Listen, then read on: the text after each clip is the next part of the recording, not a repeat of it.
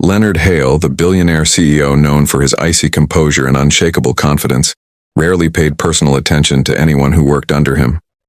But something about Maya Turner, his quiet, soft-spoken junior assistant, never sat right with him. She was always punctual, always polite, always overworked. Yet she constantly looked exhausted, distracted, and on the verge of breaking. That Friday evening, long after most employees had left the building, Leonard was still in his office when he noticed Maya slipping out the side exit instead of the main lobby. She glanced over her shoulder twice, clutching her worn handbag tightly to her chest, moving with the nervous energy of someone hiding something, or escaping something. Leonard frowned. Maya never left early. She never left without checking in. And she definitely never left looking as though she was running from danger.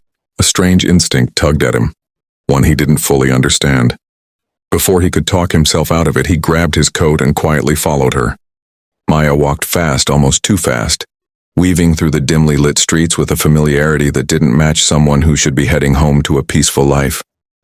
Every few seconds she looked behind her, her breath visible in the cold air, her steps uneven as if she were trying to outrun her own thoughts. Leonard kept a safe distance. He wasn't proud of following her. It was unlike him, irrational, intrusive, unnecessary.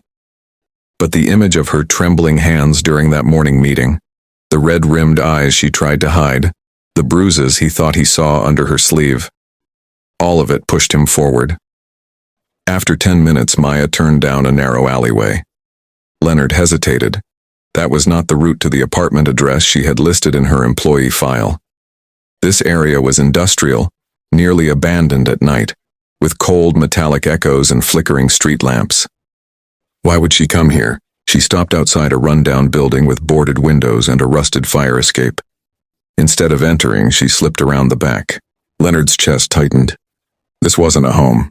It wasn't safe, and it definitely wasn't where an employee of his should be forced to go after work. He took a quiet step closer, and that's when he heard it.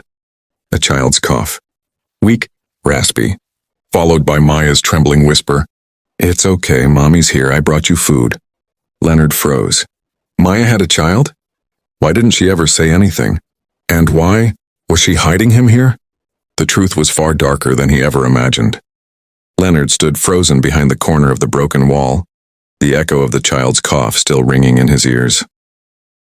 He had expected many things, maybe financial trouble, maybe a second job, maybe even an unsafe neighborhood. But he had never expected this. Maya pushed open a narrow metal door barely hanging on its hinges. Leonard waited several seconds before edging closer, stopping just short of the doorway. From where he stood, he could see inside the dim, cramped space. It wasn't a home. It was barely a shelter. A single mattress lay on the concrete floor, covered with a thin blanket. A small heater, clearly secondhand and barely functional, buzzed weakly in the corner. The air smelled of dampness, cold metal, and a faint trace of disinfectant, as if Maya tried desperately to keep the place clean despite the impossible circumstances. Maya knelt next to a little boy who couldn't have been more than 6. His cheeks were pale, his lips dry, and his breaths thin and shaky. He clutched a stuffed elephant with missing stitches, holding it as if it were the only thing keeping him grounded. "Evan," Maya whispered, brushing sweaty hair from his forehead. "I'm here, sweetheart. I brought your medicine." She opened her bag, revealing a small bottle of syrup and a few packets of crackers. Nothing more. Leonard's gut twisted. This wasn't someone being careless or irresponsible. This was someone desperately trying to survive. He watched as the boy tried to sit up but winced in pain. "It hurts," Evan whimpered. "I know, baby," Maya said, her voice breaking. "But you have to take this. We'll get through it, okay?" Leonard had seen countless desperate faces in business, people begging for opportunities, investors pleading to be heard. But he had never seen a scene like this. This wasn't desperation. This was love fighting a losing battle. Maya didn't eat lunch at work. She wore the same shoes for a year. She volunteered for overtime without complaint. Now he knew why. Every penny went to her son. As she fed Evan tiny sips of medicine, she whispered soft reassurances, though tears gathered in her eyes. "I'll get you a real doctor soon, I promise, just a little longer until payday." Leonard felt something inside him shift. Maya wasn't hiding a secret for herself. She was protecting her son from a world that had failed her. And for the first time, Leonard realized he might have failed her too. Leonard stepped back from the doorway, his breath unsteady.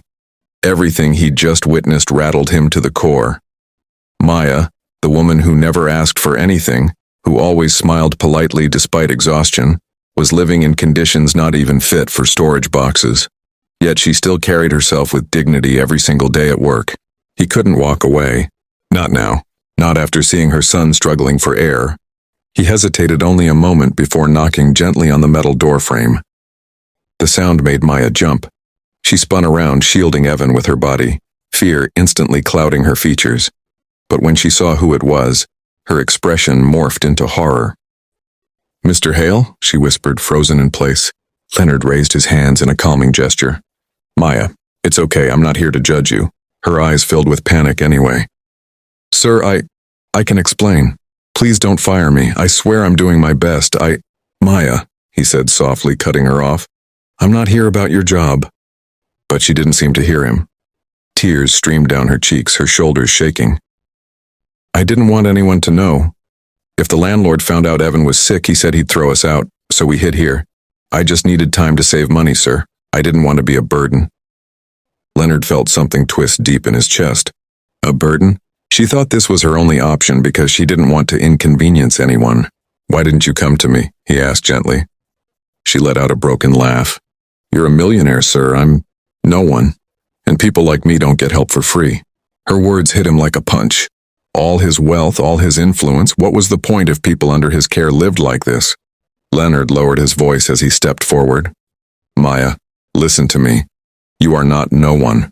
You're one of the most hardworking, loyal employees I've ever had, and no child should live like this, especially not yours." Evan coughed again, a painful sound that cut through the room. Leonard knelt down beside them. "Pack your things," he said firmly. "You're both coming with me. I'll get Evan to a doctor tonight, and tomorrow we'll fix everything else." Maya stared at him stunned. Why would you do this?" "Because," Leonard whispered, "no one should suffer in silence, not on my watch." It was the first time he'd ever seen hope in her eyes, and he vowed he would never let it fade again.